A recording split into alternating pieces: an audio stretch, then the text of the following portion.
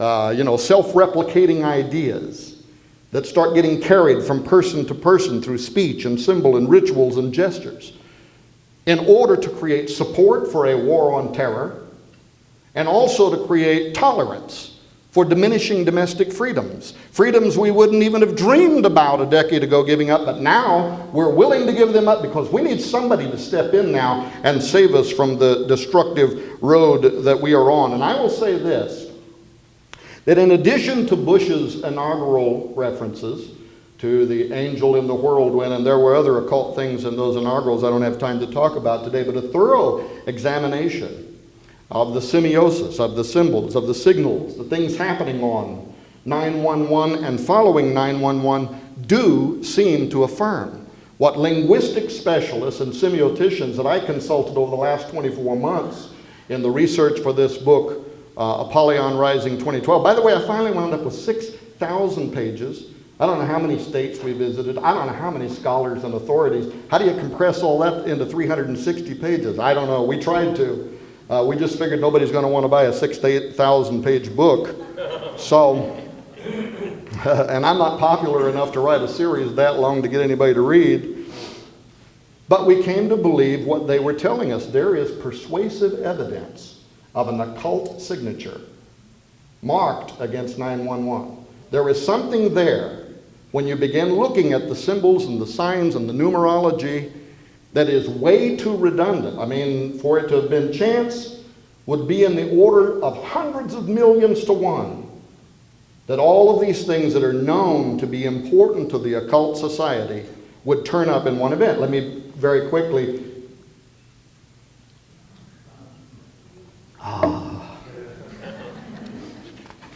That must be what it feels like to have cotton mouth. I wouldn't know. But quickly, some people have pointed out how the number 11 is known as the 11th hour, or the last opportunity to stop an emergency, and how that number turned up over and over again on 911. Other people note how the phone number called during the emergency, 911, matches the date on which the Twin Towers were attacked.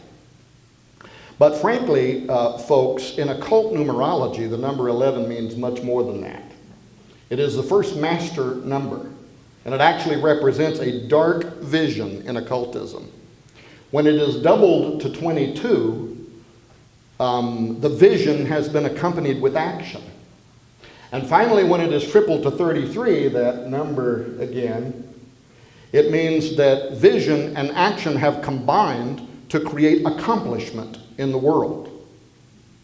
Therefore, I don't think it's unreasonable to ask if it was not more than mere coincidence that exactly 11 years to the date following George Herbert Walker's New World Order speech, 11 years to the date exactly, on September 11, 2001, Flight 11 crashed into the Twin Towers, which not only formed a Masonic-like pillared gateway, and I wish we had time, and in the book I do spend almost an entire chapter explaining the importance of pillars in Freemasonry and how the occult belief means that you have to move beyond them, you have to move through them in order to produce the accomplishment that you're trying to attain. And then as far as establishing the new Atlantis, it was always the dream of both Bacon and his Rosicrucian adepts that when the day finally came, they'd have to move through those twin pillars of Hercules in order to attain. So they had to move beyond these twin pillars. But let me get back to what I was talking about. By the way, I pastored 25 years,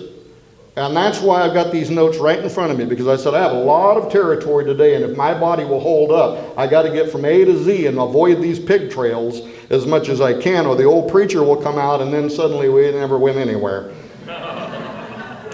But the hallelujah, sis. But architecturally, they also configured the number 11. Also consider that Flight 11 hit the Twin Towers first, and Flight 11 had 11 crew members. New York was the 11th state added to the Union. New York City has 11 letters. Afghanistan, the first nation in the United States to attack following 9/11, has 11 letters. George W. Bush has 11 letters. The Pentagon, also attacked on 9/11, has 11 letters. And that list, by the way, goes on so long that pretty soon you start thinking, okay, this either means something, it's the biggest coincidence in history, or those so-called gods that they worship are laughing at us. But could all be coincidence. Another enlightening observation also manifest that day has to do with the number 77. 77 is also a twin master number, but it stood out on 9/11 because of Flight 77 that hit the Pentagon, which is located on the 77th meridian, and the foundation stone for the Pentagon was laid in 1941, guess when? On September 11, in a Masonic ceremony. Now, what could be even more important than those types of bizarre facts is that the number 77 is known as an illuminated signal for the Masonic revenge of Lamech. This is drawn from Genesis 4:23, which says, "And Lamech said to his wives, Cain," how does it go? "If Cain shall be avenged sevenfold, then Lamech 70 and sevenfold." Lamech was a descendant of Cain, the first murderer in the Bible, and the father, this is important, of Tubal-Cain. He was a master craftsman. In Masonic tradition, the lineage of Lamech is very important because he is considered to be the forefather of Harim Abif, the first grand master, of course, of the Order of Masons and the chief architect of their temple. But the name of Lamech's son, Tubal-Cain, is used as the title for a secret hand grip in Masonic ritual that bestows passage of the 33rd degree or the 3rd degree Master Mason. And ladies and gentlemen, that's more than superficially important, because hand grips in Freemasonry form a Luciferian antithesis to the biblical concept of virtuous power transference or blessings through the laying on of hands. The Mason is actually instructed to follow in the footsteps of his forefather Tubal-Cain. Why? In order to master the seething energies of Lucifer that are in his hands, end quote. Well, let me just read it to you. Celebrated 33rd degree Freemason Manly P. Hall in the Lost Keys of Freemasonry. And Dr. Stan, I believe people can get that book from you, The Lost Keys of Freemasonry. It's not easy to find. I would encourage you to get that from Dr. Monteith. If I start going too long, you just throw something at me. In fact, you know what I did? Where's it at?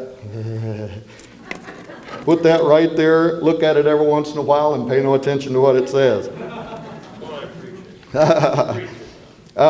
Here's what he said in the Lost Keys of Freemasonry. "The day has come when fellow craftsmen must know and apply their knowledge. The lost key to their grade is the mastery of emotion, which places the energy of the universe at their disposal. When the Mason learns that the key to the warrior on the block is the proper application of the dynamo of living power, he has learned the mastery of his craft. The seething energies of Lucifer are in his hands. And before he may step onward and upward, he must prove his ability to properly apply energy. He must follow in the footsteps of his forefather, Tubal-Cain, who with the mighty strength of the war god hammered his sword into a plowshare," end quote.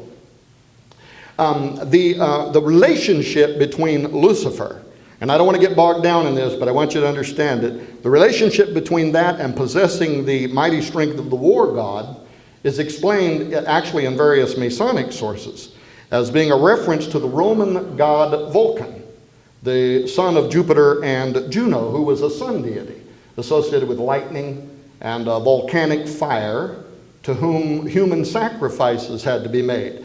More important, however, scholarship shows that Vulcan is the extra-biblical version of the biblical story of the fall of Lucifer to the earth in the person of Satan.